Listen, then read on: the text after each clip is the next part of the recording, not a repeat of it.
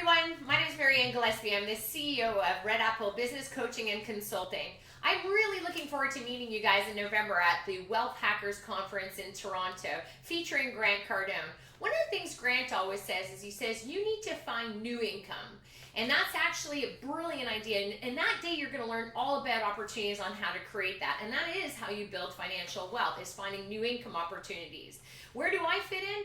Every year I have the pleasure of bringing over 200 people to become millionaires.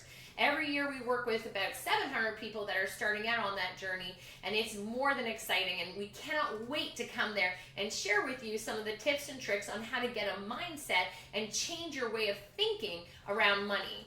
So if you've ever had something holding you back, or if you've ever had people telling you that you couldn't do it, or you're looking around wondering why everybody else is doing so well and you're not taking action, I'm going to share with you our best tips and tricks that we work with our coaching clients, and how we bring them to the biggest thinking that they can possibly have, which again gives them the opportunity to find new income and gets them to take action.